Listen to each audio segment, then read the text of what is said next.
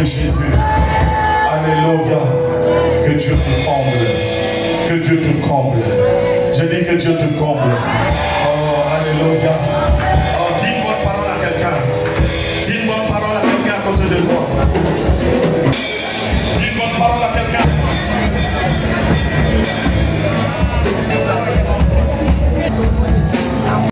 Une âme redoutable. Et plus je réfléchis, je trouve que cette âme est vraiment dangereuse. Et je dis au Seigneur, délivre-moi, délivre l'Église, délivre tous ceux qui l'utilisent sans s'en rendre compte. Quelle est cette arme? C'est la calomnie. Le thème de mon message ce matin, c'est la calomnie. Qu'est-ce que la calomnie? Le dictionnaire Larousse dit que la calomnie, c'est faire des fausses accusations mensongères qui attaquent la réputation et la crédibilité et l'honneur de quelqu'un ou d'une entreprise. Alors moi je te pose la question, c'est quoi? Hein? Elle a dit que beaucoup de personnes pratiquent la sorcellerie sans savoir qu'ils sont sorciers. Parce qu'on a caricaturé la sorcellerie. On a caricaturé le service du diable. Celui qui sert le diable, c'est celui qui mange la chair humaine. Celui qui mange, qui sert le diable, c'est celui qui boit le sang humain. Or, le diable a d'autres âmes qu'il utilise à côté de nous. On dort avec, on se réveille avec, on pratique ça, on utilise ça, sans savoir qu'on est en train de servir Satan. Alléluia. Et méditant, réfléchissant, le Seigneur m'a ramené, comme je l'ai dit ce matin, pendant que je m'apprêtais à descendre dans la Genèse. Il dit, tu ne comprends pas. Qu'est-ce qui a été fait dans la Genèse? De Ève. Ce qui s'est passé, c'est de la calomnie. Et par la calomnie, le diable a réussi à éloigner l'homme de moi. Ève n'a pas mangé la chair humaine. Ève n'a pas bu du sang humain.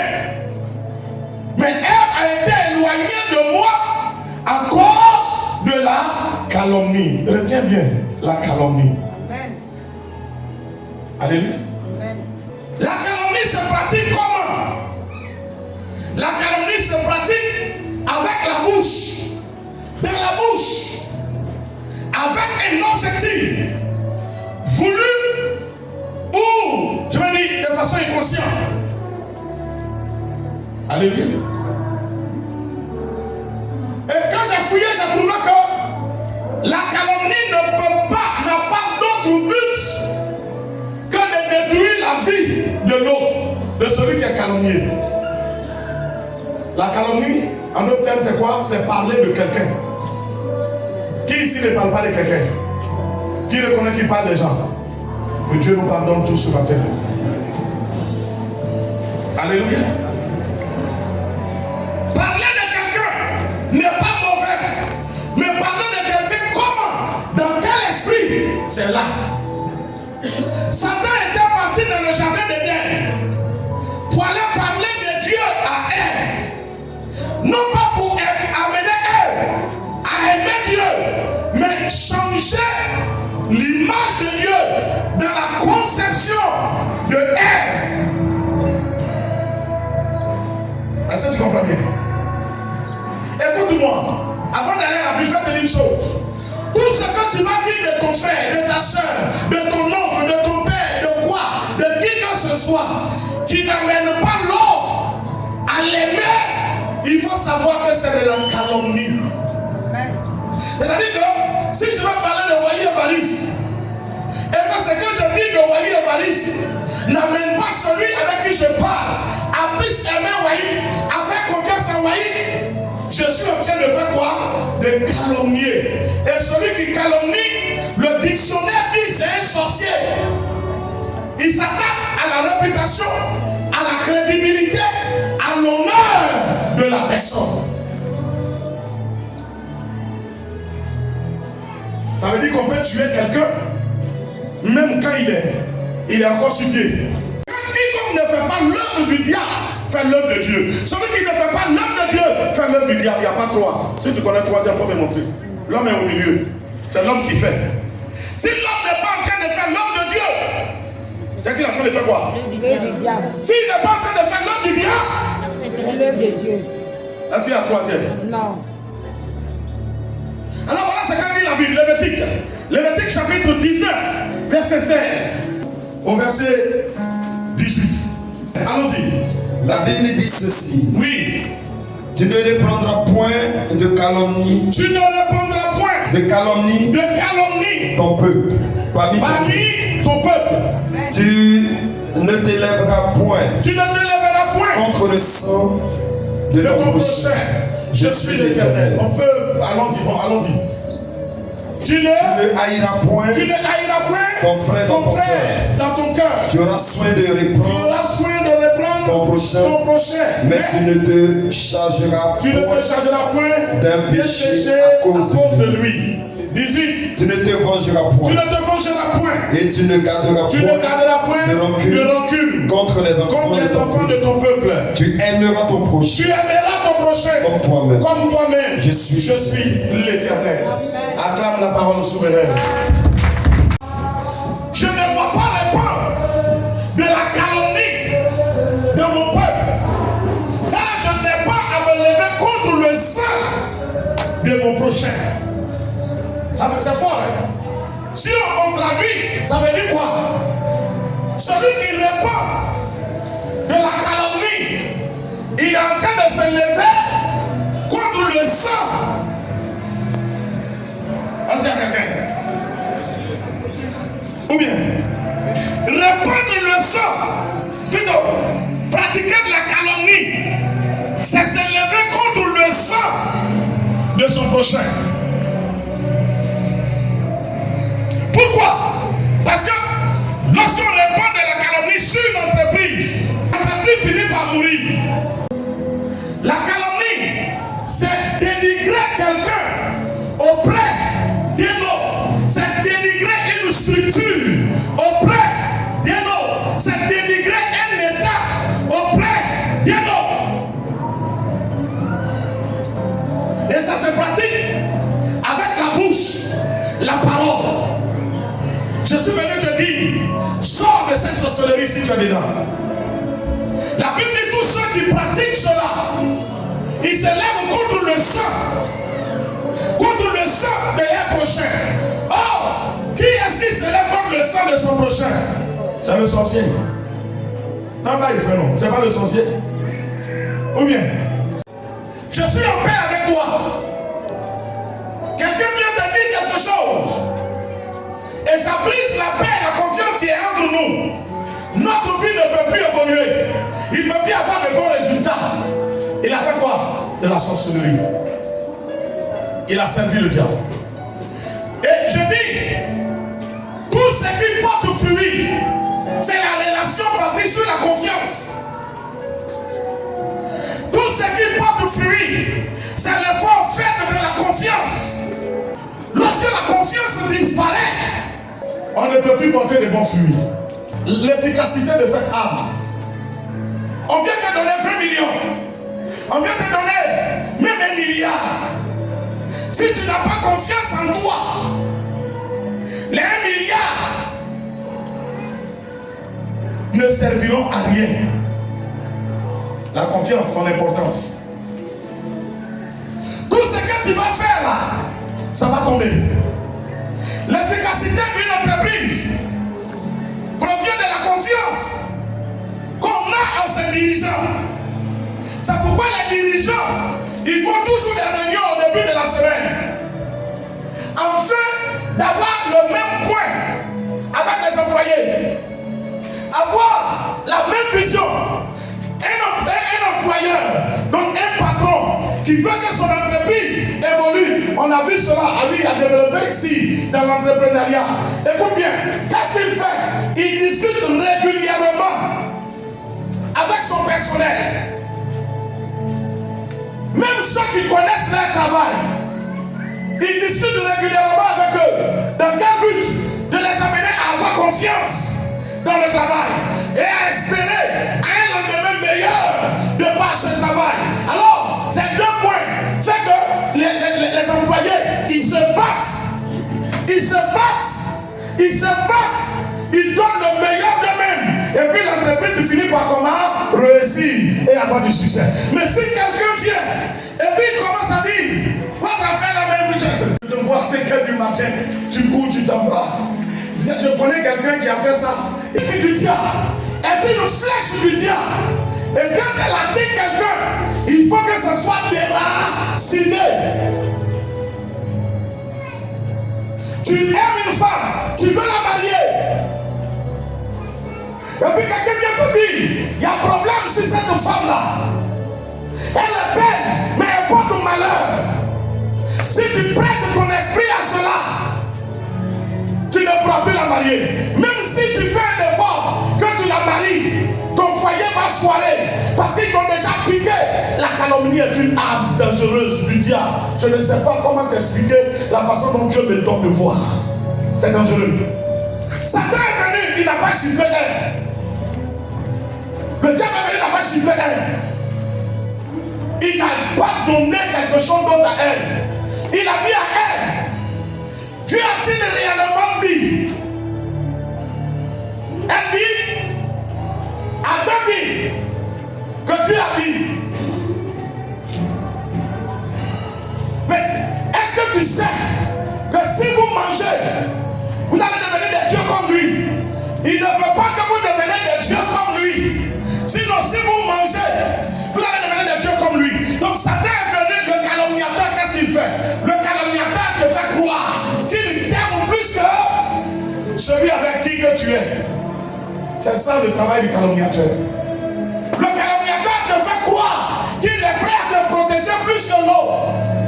Qu'il t'aime que ton père, qu'il t'aime que ta mère, qu'il t'aime que celui qui est en train de se battre pour que tu aies un lendemain. Il t'aime plus que lui. Donc lui, il vient juste pour t'avertir. Lui, il vient juste pour te prévenir. Pour ne pas qu'un malheur t'arrive. Il te fait croire qu'il est tellement sincère. Oh, il est venu accomplir une action du diable. Parce qu'il sait que tu es sur le point d'arriver dans ta grâce. Comment faire pour t'éloigner de là, pour t'enlever là? C'est son travail. Personne ne peut t'aimer que Dieu. Satan est venu dire à elle que lui, il est aime que Dieu. Il veut faire de sorte que eux aussi, ils soient des dieux comme Dieu. C'est ça le calomniateur. Tu es tranquille. Tu es dans un élan avec quelqu'un. Tout commence à bouger. Ça commence à aller. Et puis lui, il vient. Il te fait croire. Il te fait croire que c'est lui. En tout cas, il t'aime tellement. Il t'aime tellement. Donc, il faut qu'il t'avertisse quoi? Pour ne pas que tu sois surpris. Et dans son avertissement, tu descends. Tu descends. Tu descends. Et puis demain, bon. Être la personne qui t'envoie en Jésus. Et puis le diable peut passer par lui pour encore te tuer. Comprends bien ce message que je te dis ce matin. C'est pourquoi quand tu arrives quelque part, Dieu dépend toujours des moins des serviteurs. Quand tu as un problème, il faut te fier à ton serviteur. Mais si tu ne te fies pas, la Bible dit dans le livre de 2 Chroniques, il dit confiez-vous en l'Éternel et vous vivrez. Confiez-vous à ses serviteurs et vous réussirez. Parce que si tu ne te confies pas aux serviteurs de Dieu, les ragots, sinon la calomnie va te détruire, va t'amener à perdre confiance. Or, quand tu as perdu confiance en quelqu'un, c'est que tu as perdu confiance en sa prière. Quand tu as perdu confiance en sa prière n'a plus de fait ni d'impact sur ta vie. Tu as fini. Votre relation, c'est floppo. Mais tant que tu as confiance en lui, quand il te dit tu seras béni, tu dis Amen. Toi-même tu vois déjà que ça s'est réalisé. Et puis quand tu viens, tu dis oh, je rends gloire à Dieu. Il a dit hier que je serai béni. Quand je suis parti, j'ai été béni. Mais quand le diable voit cela, qu'est-ce qu'il fait? Il tente de détruire cette confiance. Il tente de détruire cette confiance en créant des paroles. Est-ce que tu as vu le pasteur? Dieu l'utilise, mais bon, souvent il en fait un peu tout. Je ne dis pas ça pour te décourager. Hein. Ça n'a rien à voir, c'est pas pour te décourager. C'est juste pour attirer ton attention, pour que tu fasses attention quoi. C'est pour que tu fasses attention, c'est un homme aussi un bon. En tout cas, si je pêche, que Dieu me pardonne. Il a devenu le saint à 20 ans. Oh, il t'a déjà piqué. Elle t'a déjà piqué. Le travail qu'elle a fait là, ta vie a détruit comme ça.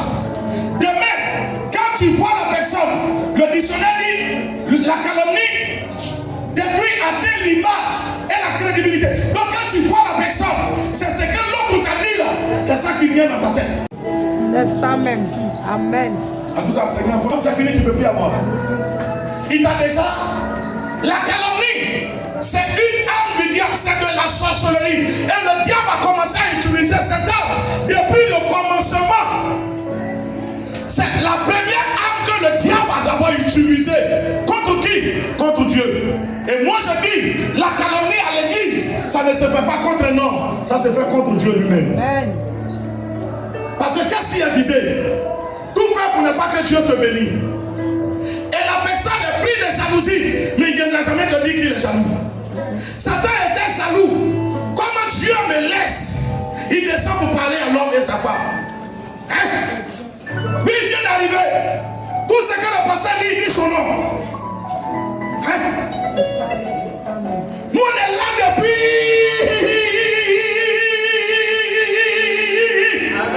Amen.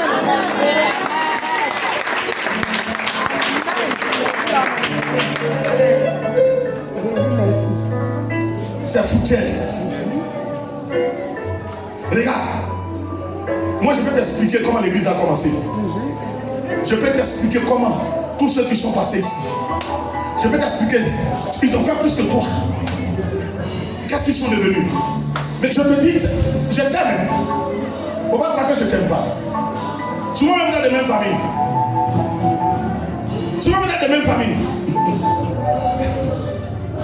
Alléluia. Quelqu'un m'a appelé pour me parler d'un de mes frères. Merci. Sans que tu ne te rends compte, tu es en train de faire une heure du diable. Et donc, quand le calomniateur vient, parce qu'il est un agent du diable, la Bible dit quoi? Le diable est rusé. Il est malin. Quand il vient là, il fait passer ton intérêt devant. Oh, madame que Dieu a compassion de nous. Il fait passer ton intérêt à toi devant. Tu sais, maman, c'est parce que je t'aime. Je t'aime tellement, je ne peux pas m'asseoir. Beaucoup sont passés par là. Mais après, ils ont été déçus. Mais ceux qui ont été déçus là, tu connais comment ils ont marché? Comment ils étaient venus? C'est que Dieu a fait. Et quel a été après leur comportement, et puis ils sont devenus comme ça, si tu connais. Et quand le diable fait, il fait de Dieu responsable de ses actes. Il fait pour te casser, et puis après il vient lui-même, il t'a cassé, et puis Dieu te dit, je ne t'ai pas dit. Il t'avait dit. Heureusement que je t'avais dit. Sinon tu allais descendre plus bas que ça. Mais quand il te disait là, tu étais dans quelle position? Tu étais en train de monter. Et si tu réfléchis bien, tu étais en train de monter. Il y avait la joie dans ton cœur, il y avait la joie dans ton travail, il y avait la joie dans ton âme, il y avait la joie dans ta famille, il y avait la joie et la paix. Quand il est venu, il a cassé les lots. Tu as commencé à descendre. Et puis après il te dit, c'est comme ça que Dieu fait. Dieu, c'est pourquoi on dit aux gens, affaire de Dieu, il faut faire doucement. Quand tu fais flou. Après. Elle dit qu'il s'élève contre le sang. Or, celui qui s'élève contre le sang de quelqu'un, c'est un sorcier. C'est un sorcier. À partir de maintenant, je te demande une chose. Je ne te demande pas de ne pas parler de ton frère. Mais dis de ton frère tout ce qui va l'aider à évoluer. Amen. Qui va le bâtir. Qui va le solidifier. Qui va solidifier sa relation avec Dieu.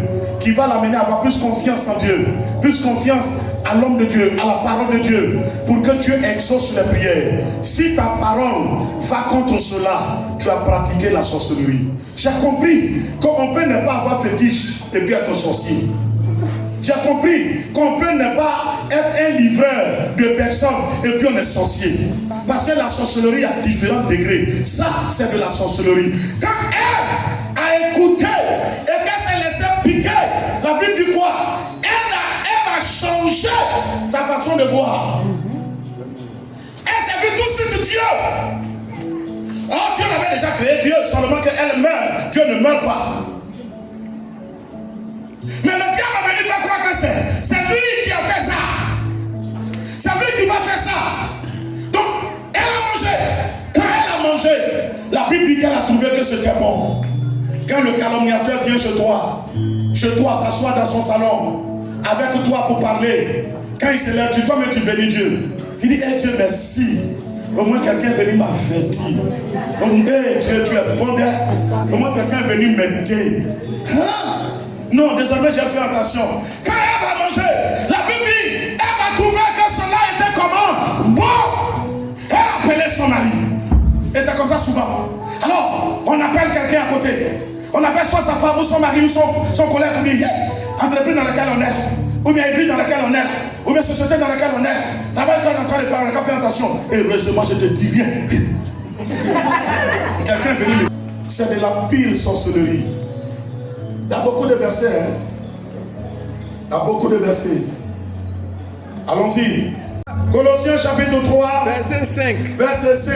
Faites donc mourir. Faites donc mourir. Les membres. Jusqu'à 10, hein. D'accord. Faites donc mourir les membres qui sont sur la terre. Qui sont sur la terre. L'impudicité. L'impudicité, il faut le faire mourir. L'impureté. L'impureté, il faut le faire mourir. Les passions. Les passions, il faut le faire mourir. Les mauvais désirs. Les mauvais désirs, il faut le faire mourir. Et la cupidité. Et la cupidité. Qui est une idolâtrie. Qui est une idolâtrie. C'est à cause de ces choses. C'est à cause de ces choses. Que la colère de Dieu. Que la colère de Dieu vient sur les fils de la rébellion. Verset 7. Oui. Parmi lesquels vous marchiez autrefois. Lorsque vous viviez dans ce péché. Oui. Verset 8. Mais maintenant, renoncez à toutes ces choses. Renoncez à toutes ces choses. À la colère. À la colère. À l'animosité. À l'animosité. À la méchanceté. À la méchanceté. À la calomnie. À la calomnie. La calomnie. Il faut y renoncer. Aux paroles déshonnêtes. Aux paroles mensongères qui pourraient sortir de votre bouche. Il faut y renoncer. Verset 9. Oui. Ne mentez pas les uns aux uns aux autres. Vous étant dépouillés du vieil homme et de ses œuvres. Verset 10. Oui. Et ayant revêtu l'homme nouveau, qui se renouvelle dans la connaissance selon l'image de celui qui l'a créé. Amen, amen et amen. Escom Monsieur.